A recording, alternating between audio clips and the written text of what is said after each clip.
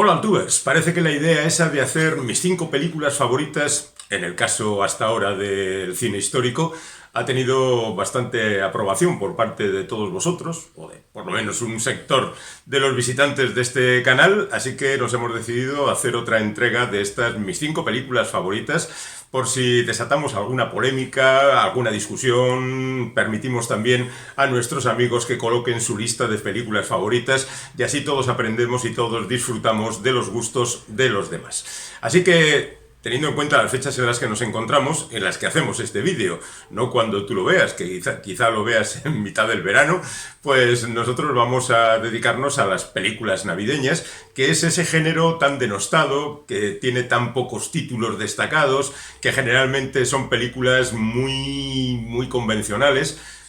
Quizá el título más representativo sea Love Actually o Noche de fin de año, que son el mismo tipo de películas, es decir, esas en las que se mezclan diferentes historias, en un aeropuerto, bueno, pues en los lugares apropiados para este tipo de cosas, y que recurrentemente por estas fechas vuelven de nuevo a las televisiones en abierto y el público no se cansa de ver. El caso de Love Actually es verdaderamente curioso porque conozco personas que la ven repetidamente todos los años como si fuera a cambiar el final. Bueno, al margen de esto, digamos que hay muchas películas navideñas y como en todo las hay buenas y las hay malas y las hay medio pensionistas. Yo debo reconocer que aquí voy a caer en algunos tópicos e incluso yo creo que saltándome el tópico voy a decir que algunas películas son remarcables independientemente de que ya nos las tomemos un poco a broma, como podría ser el caso de Qué bello es vivir.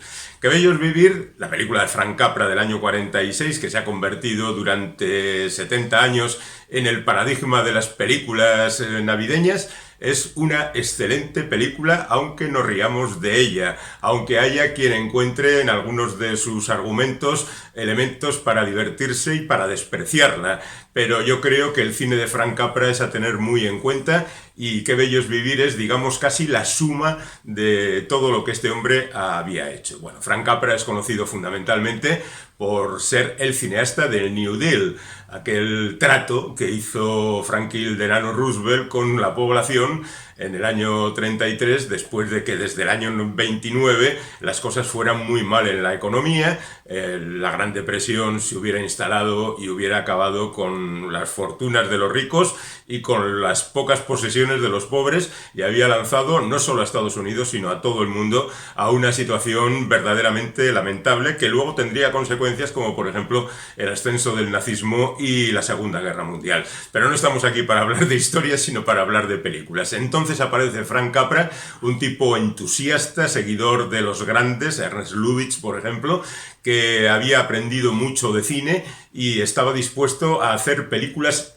ilusionantes, entusiastas, películas que hablaran de lo estupendo que era la vida. Y así hizo películas como por ejemplo Dama por un día o Sucedió una noche, que tuvo todos los Oscars del mundo y un gran reconocimiento, El secreto de vivir, Vive como quieras, que era una película bastante anarquista en el sentido de que presentaba una familia en la que todo el mundo vivía como le daba la gana e incluso acababan convirtiendo al banquero, que era el villano natural de las películas de Frank Capra, en un ser aceptable. Su hijo, por supuesto, interpretado por James Stewart, era la representación de esos ricos con corazón que también se reúnen con las clases humildes y saben hacer con ellos grandes fiestas. Bueno, después de esto, pues llegarían películas como Caballero sin espada o Juan Nadie, que son películas al mismo tiempo críticas también con el poder y con todo el mundo. No son películas excesivamente lloronas, a pesar de que en algún momento puedan parecer muy sensibleras, pero la verdad es que Capra sabe manejar las luces y las sombras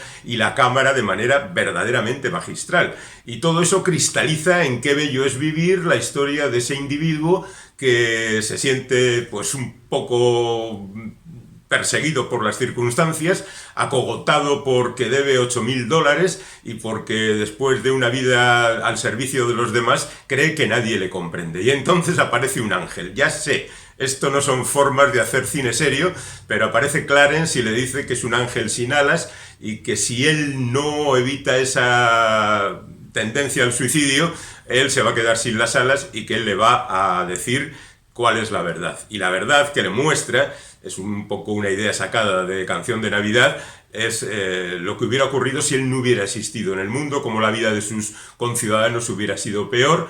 Y al final todo se arregla, por supuesto, porque esos conciudadanos van recaudando dólar a dólar hasta conseguir la cantidad necesaria para que James Stewart y Donna Reed sigan siendo ese matrimonio estupendo.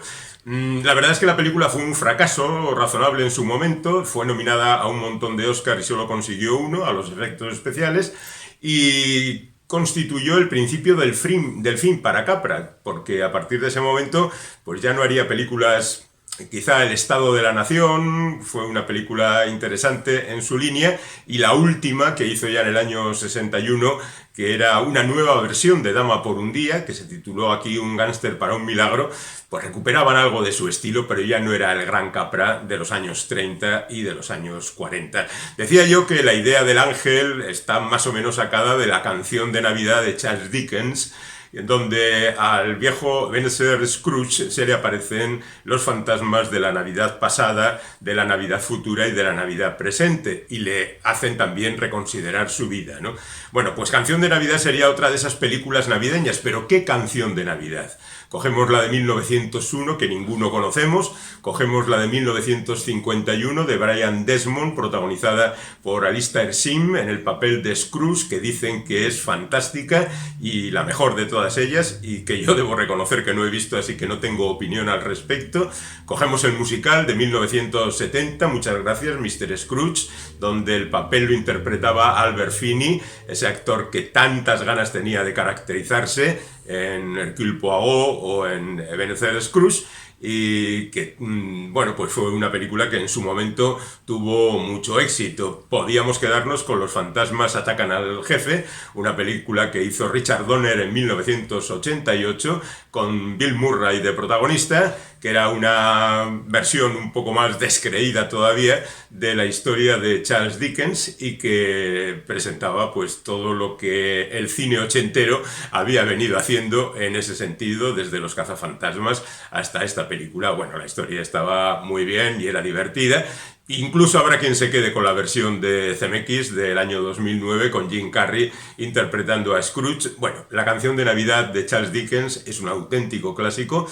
No es la única historia de Navidad que escribió Dickens, porque él durante 4 años estuvo escribiendo relatos de Navidad para una de las muchas revistas en las que colaboraba, pero esta fue la que quedó de manera canónica como representación de la narración de Navidad. Pero bueno, en este primer paso de nuestras 5 películas favoritas, nos quedamos con Qué bello es vivir y nos olvidamos un poquito de la canción de Navidad de Charles Dickens. Durante mucho tiempo, Qué bello es vivir fue considerada por todos los públicos como la mejor película de Navidad. Es decir, que ese fracaso inicial se convirtió pronto en un reconocimiento a prácticamente todos los niveles. Pero de un tiempo a esta parte, curiosamente, ese primer puesto ha sido ocupado por otra película muy diferente y aparentemente muy poco navideña, como es La jungla de cristal, o Die Hard. Esa película que se rodó en 1988, justamente el año en que Donner hacía Los fantasmas atacan al jefe, y que estaba dirigida por John McTiernan, uno de los especialistas de cine de acción más característicos, fundamentalmente de los años 80, pero que también ha tenido una carrera extendida hasta principios del siglo, pero poco más, porque también tiene una historia terrible de situaciones difíciles. Pero bueno, La jungla de cristal es el milagro de una serie de adaptaciones de historias que empiezan nada más y nada menos que con una novela de los años 60 que se titulaba El detective, de Roderick Thorpe, que fue llevada al cine en el año 1968 con Frank Sinatra de protagonista. La película fue un éxito por aquel entonces. Curiosamente, Sinatra también estaba protagonizando una serie de 2 películas solamente, con Tony Rom de protagonista. Casi se mezclan las 3 películas. Ampa Dorada y La mujer de cemento serían el título de estas películas. Pero bueno, hablamos del detective porque el autor del detective, Roderick Thorpe, escribió una secuela que se titulaba Ningún adiós es definitivo. Y esa secuela apareció por los estudios de Hollywood y alguien dijo: a ver si me hacéis una película con esto.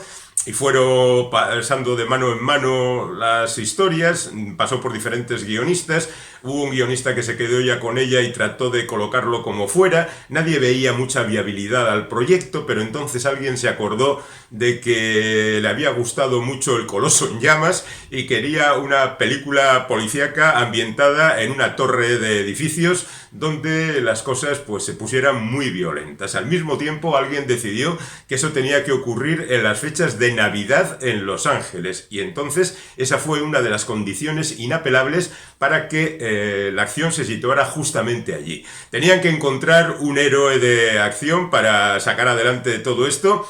Y entonces empezaron a barajar títulos. Incluso se le ofreció a Arnold Schwarzenegger como una especie de secuela de Comando, la película que él había protagonizado poco antes y que, bueno, pues trataban de alguna manera relacionar para conseguir el empuje de su interpretación en esa película.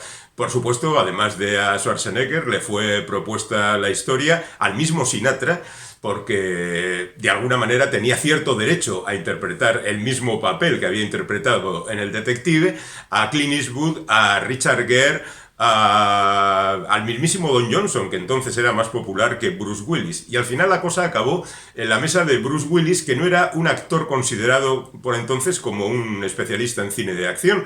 De hecho, él era más de comedia. Había hecho la serie Luz de Luna, había protagonizado Cita Ciegas, que era una comedia con Kim Basinger, pero no se relacionaba con las historias de acción. Y oye, la cosa funcionó y el señor Bruce Willis acabó convertido en John McClane, un personaje que en principio se llamaba John Ford, pero que alguien con buen criterio dijo: no insultemos a los clásicos, cambiémosle el nombre. Y John McClane se ha convertido también en un nombre clásico, y La Jungla de Cristal ha tenido 4 secuelas, ha pasado al videojuego, ha pasado a 1001 formatos y se ha convertido también en una leyenda. Nunca, seguramente, una historia tan sencilla se ha acabado teniendo la importancia que ha tenido esta película, incluso en el cine de acción.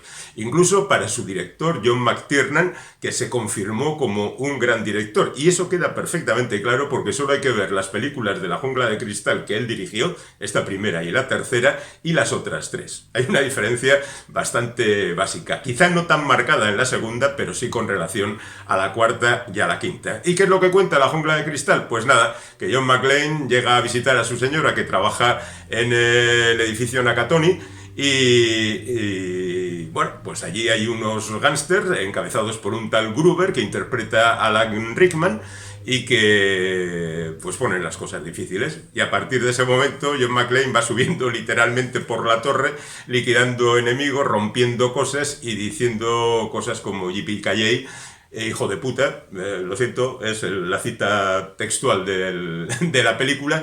Y bueno, pues a partir de ahí rompen cosas. Ya vosotros conocéis perfectamente la película. Yo debo reconocer que también está entre mis 5 películas favoritas, porque en líneas generales a mí McTiernan me gusta bastante. Hizo Depredador, como seguramente sabéis, La caza del octubre rojo, Los últimos días del Edén, que es quizá una de sus películas más desconocidas pero muy interesantes, El último gran héroe, por supuesto, luego La jungla 3, porque le llamaron para completar la jugada, y después El caso Thomas Crown y El guerrero número 13, y ahí empezó su decadencia y su fracaso, porque a Michael Crichton, el autor de la novela en que se basa El guerrero número 13, que es Los devoradores de hombres, no le gustó el montaje, acabó haciendo otro montaje, McTiernan se enfadó mucho, hubo serios problemas, esos serios problemas afectaron a su siguiente película, Rollerball. Este hombre contrató a un detective para conseguir pruebas de que le estaban haciendo luz de gas. Ese detective después fue implicado en una conspiración para alejar a Hillary Clinton de la presidencia o de la candidatura a la presidencia, y todo se lió y el bueno de McTiernan acabó en la cárcel. Bueno, desde 2003 que hizo Basic no ha hecho ninguna otra película. Ahora parece que tiene otro proyecto titulado Tau Ceti, una película de ciencia ficción, suponemos, que quizá lleve adelante. Todavía no ha llegado a los 70 años. Bueno, en fin, confiemos en que McTiernan tenga por delante un poquito de actividad todavía, pero lo cierto es que su cine es muy vigoroso y muy interesante. Pasamos a la tercera película, y esta es mi favorita de la Navidad, sin más, y es Plácido, de Luis García Berlanga. Tenemos un vídeo dedicado a los 100 años de Luis García Berlanga, así que no hablaré mucho de esta película, pero sí reconozco que es mi favorita de las de Luis García Berlanga, por encima, por ejemplo, del Verdugo, que es considerada por muchos su mejor película, y por encima del resto de su producción, porque me parece que es la más coral de todas sus películas corales. Quiero decir que, por ejemplo, Moros y Cristianos es la historia de una familia, o La Escopeta Nacional y sus secuelas también, y es esa familia la que funciona. Pero en el caso de Plácido va revisando todos los estratos de la sociedad. Plácido es un tipo que lleva un motocarro que tiene que pagar la primera letra del motocarro porque si no se lo embargan, y lo tiene que hacer antes de que llegue la medianoche. Y sin embargo, José Luis López Vázquez trata de conseguir que ese motocarro lleve una estrella y acompañe a una cabalgata y a unos artistas que han llegado a la ciudad, bueno, un pueblo en realidad, donde se va a celebrar la Navidad bajo el emblema de aquel eslogan que se inventó el franquismo por aquel entonces, que era "siente un pobre a su mesa". Bueno, ese es el título que tenía previsto Berlanga para hacer la película, pero no le dejaron, por supuesto, porque les parecía que era un tanto incisivo para aquello, y ridiculizaba la campaña de Navidad, que en realidad era lo que quería Berlanga. Bueno, Berlanga poco a poco fue confeccionando la película, fue mezclando los personajes, los ricos que quieren hacer caridad, el pobre que está desesperado, los medios de comunicación que se meten por todas partes, la chica que quiere ser vedette, el arribista que trata de triunfar sea como sea, el pobre Plácido y su señora Elvira Quintilla, que viven en los baños públicos. Antes había baños públicos y había alguien cuidando aquello, pero no vivían allí. Este hombre y su familia vivían en los propios baños. Hay que ver cómo olería aquello. Bueno, al margen de eso, digamos que una vez más Berlanga da una muestra magnífica de cine con sus movimientos de cámara y sus largos planos secuencia que hacen que diferentes personajes vayan interactuando con otros a lo largo de muchos minutos. Es una magnífica lección de cine. Es, desde luego, una crítica a la sociedad del momento impagable, y más en aquellas difíciles circunstancias del año 61, y es una película que se queda en la memoria, aunque solo sea por ese villancico final que dice que nunca ha habido caridad en la tierra y nunca la habrá. Bueno, pues después de tanto desasosiego, a pesar de todo, después de ver la película, uno se queda con cierta placidez al descubrir que todavía hay personas que saben ver la vida tal y como es y que la saben plasmar en una pantalla.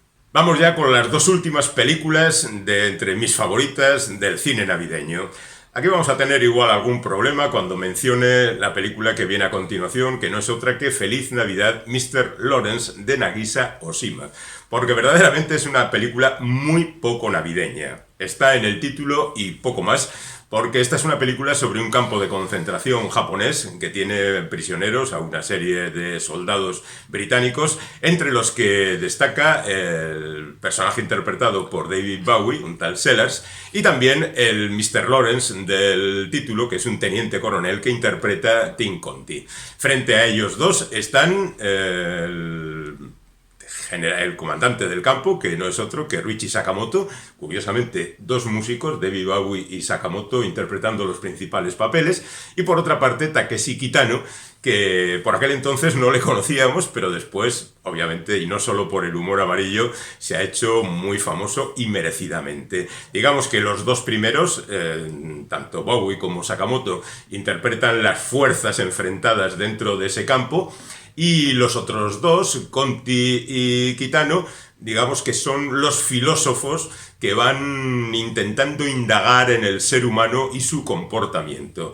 Yo creo que la mezcla es fantástica y es una película de esas que se te quedan grabadas en la cabeza. Es cierto que hay un antecedente muy claro, que es el puente sobre el río Kwai, donde también Alec Guinness es un oficial inglés que se enfrenta, en principio, al jefe del campo de concentración, que le somete a las mayores sevicias y que al final acaba colaborando con él a la hora de hacer ese puente, ¿no? Pues aquí el enfrentamiento viene a ser básicamente el mismo.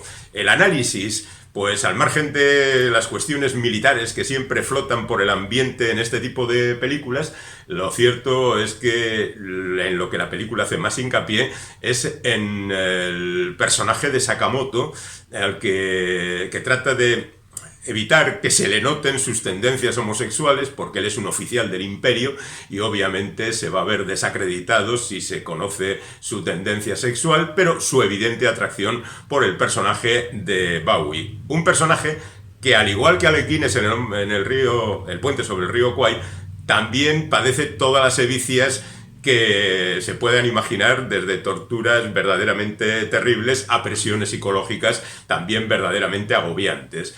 En el caso del puente era la construcción del puente y aquí son las tendencias de Ryuichi Sakamoto. El director Nagisa Oshima fue fundamentalmente conocido por El Imperio de los Sentidos, aquella película porno que pretendía ser además un profundo estudio de la pareja en los aspectos sexuales. La verdad es que la película se hizo muy famosa en Occidente, eso hizo que el propio Oshima se convirtiera en un director casi occidentalizado, lo demuestra en Feliz Navidad Mr. Lawrence, y después en aquella otra película que se titulaba Max mi amor, en la que Charlotte Rampling se enamoraba de un mono.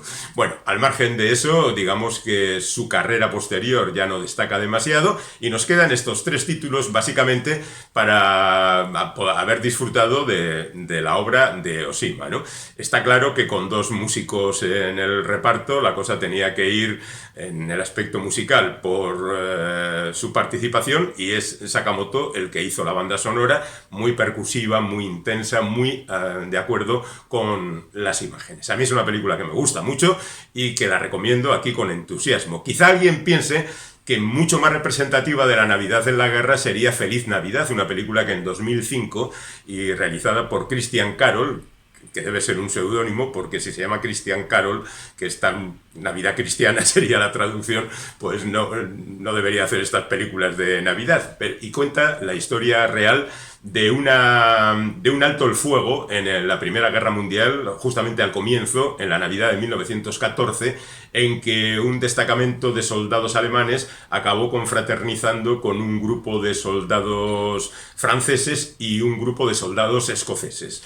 Aquella historia es verídica, aquello se produjo, fue un alto el fuego, acabaron brindando todos ellos, fue conocido por los jefes y casi fusilan a la mitad de los que celebraron aquellas fiestas porque lo consideraban una traición a los ideales de cada una de las naciones en la contienda. Por supuesto, no hubo más celebraciones de ese tipo. La película está bien, quiero decir, jamás la consideraría mi película favorita de ambiente navideño, a pesar de que tiene mucho más ambiente navideño que Feliz Navidad Mr. Lawrence. Y luego, por seguir con esta ronda, hablaríamos de otras películas que no son mis favoritas, pero que también me gustan, que son El Día de la Bestia, de Alex de la Iglesia, que transcurre en Navidad, o Mi Gran Noche, que transcurre justamente en Nochevieja. Bueno, o en la grabación de un programa de televisión para Nochevieja, que es una película muy divertida. Transcurre en Nochevieja, No Controles, de Borja Coveaga, con una Ugalde intentando coger un avión que está atascado,